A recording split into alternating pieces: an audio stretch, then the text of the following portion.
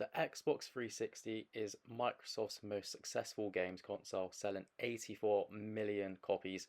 And also, if we're being honest, it is clearly the best Xbox of all time. And that is what we're going to talk about in today's video. Is the Xbox 360 still good in 2026?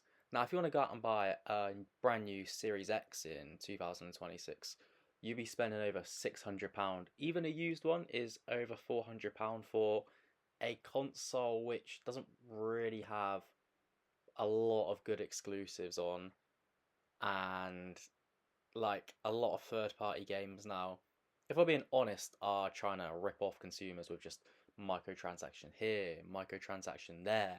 Like, you're already a billionaire company, give us a break. But yeah, that is why I'm going to be talking about the Xbox 360 in 2026. And to start this off, price. If you want to get a used one, so I'm in the UK, so I don't really know what it's like around the world. But if we go off the UK price, you can get a 250 gig Xbox 360 for about £100 on CX. I think that's pretty good. There is one that's £90 on there, but I don't know why it's £90. I'm thinking, is there something a bit suspect going on there? But you can get one for £90 on there as well. But I got the £100 one. It wasn't £100 when I brought it.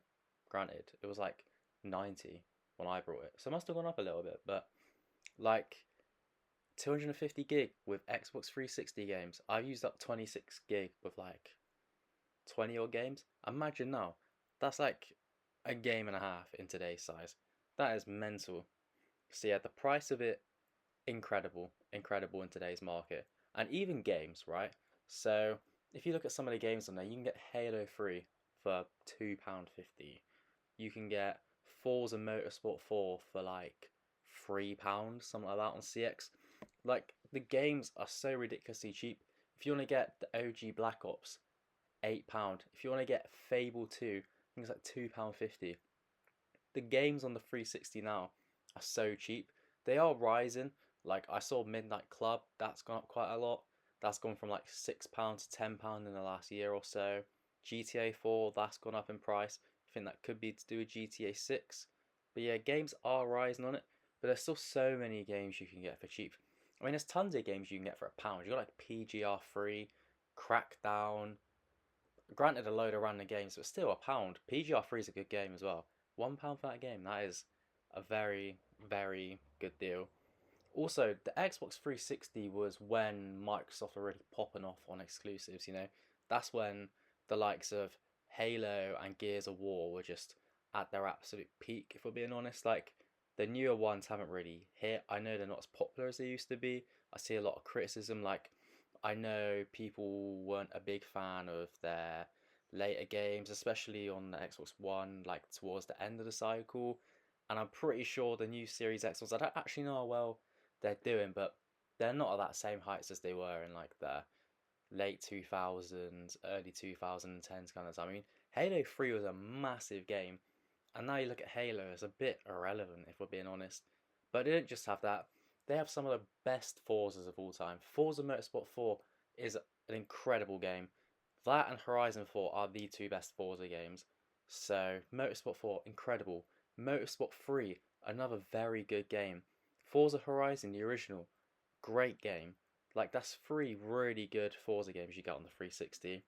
You even get the OG Saints Row games, and they are good when they're actually gangsters and not like in space or whatever the new one was. I mean, controversially, I don't actually dislike the latest Saints Row game. I know, it's got a lot of hate, but it wasn't that bad. I do understand the hate there. It was a bit very cringy and not a Saints Row game. If it wasn't called Saints Row, I don't think it would have got half the criticism, but that is also the issue. Anyway, I'm going on a tangent here about Saints Row. But you also have the likes of Fable in there. I think you just have Fable 2 and 3, and you can get the first one with the anniversary. And then Viva Pinata, anyone remember that game? That's a throwback. You even get Lips on there, you know? That was a good game. Played it once. I don't actually realize that was an Xbox exclusive, but you can get that. Hook a microphone up. Amazing. There you go. I think you also just have like a lot of games where, because there were so many games made back then, I guess, there's just a lot of variety of games. Like, there's probably, I mean, there's easily over 1,000 physical games you can get. Could be even be in the 2000s. I don't fully know. On CEX, it's about 1,400, but I imagine there's games that are lost media. And also, if you had your Xbox account before, there's a lot of games, put it that way. There's a lot of games. like at least over 1,000 you could buy. And there's just so many old games that are good. Like Call of Duty was at its peak during that like era. You know, you have the original Modern Warfare up to Black Ops 2, incredible. Call of Duty's best run. They're never going to come anywhere near any of those games again, unfortunately. Midnight Club, great driving game. FIFA Street, that was so fun. That was back when FIFA didn't care about money. You had the Fallout games, you had Fallout 3 and New Vegas, two of the best games in the franchise. You had Skate, you had Skyrim. I know they've remastered it about 10,000 times, but you had some decent Need for Speed games. There was just so many games, and I'm probably never thinking of like the half of it. I mean, the OG Red Dead, Bully, what a game that was! Like so many good games. I know some of them are on newer consoles now, but I guess like you can get them on the 360, and that's their original format. You also can play original Xbox games on it. I know some of them do have issues with like frame rates and glitches and all that, but there are some good original Xbox games you can play on there. When I was looking through Wikipedia, because there's about 170, I want to say, around that, you could play on the 360. Some that stood out to me: Simpsons Hit and Run, great game. You had the old GTAs you can play on, like San Andreas, GTA 3. I think you could play Vice City on there as well. Obviously, some classics. You have original FIFA Street games. They were fun. I used to love FIFA Street 1. That was such a fun game. You have Need for Speed Underground 2. That is one of the best Need for Speeds of all time. You have some of the OG Burnouts. And I'll be honest, like those games were like before my time. So I haven't played that many of them, but there was quite a few. I'm sure like if you're older than me as well and like you played the original Xbox, you can get a lot of nostalgia by playing on some of those original Xbox games on the 360. Another big key point, especially in the modern landscape for gaming, of why a 360 is good, is because physical media is important. Like when you look at gaming now, they're really trying to push an all digital future. I mean, PlayStation are really trying to ram it down everyone's throats with going digital only from 2028. You got Rockstar with GTA 6, and now this stupid thing we're putting like a gameplay trailer on Netflix. That's awful. That is terrible. That's such a awful, money hungry, greedy, horrific decision. I haven't even made a video on that, but that's awful, awful again. They're completely ripping off their fans in that game. You also have like Take Two coming out saying they want to go like that 90% digital and it's the future. I don't get where they got this from. And they compared it to records, which are still going strong. Like there's loads of record stores about. People love physical media. And when you play on the 360, pretty much all the games are physical, or a lot of them are. As I said, on CX there's over 1,000. So there's a lot of physical games you can get, which means you own the game. You can keep the game. You can play it whenever. Like you have to preserve it, sure, but you can play it whenever. I know, right? The madness of that is actually owning and playing your game. Yeah, it's good and it's important. As I said before, it's really cheap. You can get games like £1, £2, which is good. But yeah, I just think the Xbox 360 in 2026 is such a good console to get. It's cheap. The games are cheap. You can buy accessories for it for cheap.